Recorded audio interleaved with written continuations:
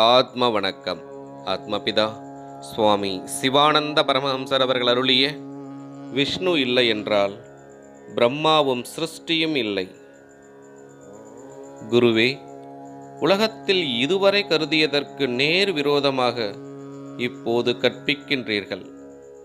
பஞ்சபூதங்களை பற்றி சொன்னபோது அகங்காரம், மனம், ஜீவன் இவையாகும் பிரம்மா, விஷ்ணு, சிவன் என்று சொல்லி இருக்கிறீர்கள் அல்லவா? எனில் உலகில் பரம்பரையாக சொல்லி வருவது மும்மூர்த்திகளாகும் சிருஷ்டி, ஸ்திதி, சம்ஹாரம் செய்வதென்றும், அதில் பிரம்மா ரஜோகுணம் என்றும், விஷ்ணு சாத்வீக குணம் என்றும், சிவன் தமோ குணம் என்றும் ஆகும். அதனால் இவ்விஷயத்தை பற்றி தெளிவுபடுத்தி சொல்லித் தருமாறு வேண்டுகிறேன். உலகம் என்பது உண்மை தத்துவத்திற்கு விபரீதமாக உள்ளதாகையால் விபரீதமாக தோன்றுவதாகும்.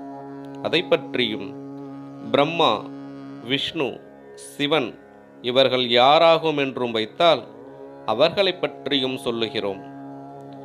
பிரம்மாவானது அகங்காரமும், விஷ்ணுவானது மனமும், சிவனானது ஜீவனும் ஆகும் என்பதை பற்றியும் 5ஆம் அத்தியாயத்தில் விவரிக்கப்பட்டிருக்கிறதல்லவா?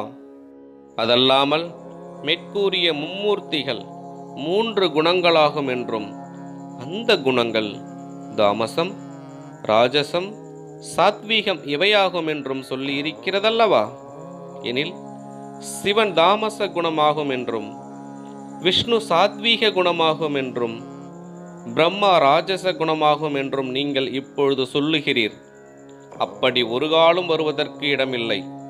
அது ஏனென்றால் பிரம்மா சிருஷ்டி கர்த்தாவல்ல.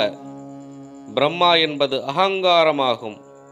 அந்த அகங்காரமாகிய பிரம்மா மனதில் இருந்தாகும் உண்டானது. அந்த மனமாகும் விஷ்ணு.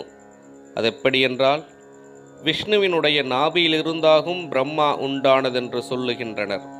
அப்பொழுது விஷ்ணு இல்லை என்றால் பிரம்மாவும் சிருஷ்டியும் இல்லை. நீர் பிரம்மாவாகும் சிருஷ்டித்ததென்று சொல்லுகிறீர். சிருஷ்டிகர்த்தாவாக இருக்கின்ற பிரம்மா விஷ்ணுவிலிருந்து உண்டானதென்றும், அந்த பிரம்மாவாகும் சிருஷ்டித்ததென்றும் வந்தால் அந்த பிரம்மனை சிருஷ்டித்தது விஷ்ணுவாகும். அதனால் விஷ்ணு இல்லை என்றால் பிரம்மாவும் சிருஷ்டியும் இல்லை. ஆத்ம வணக்கம்.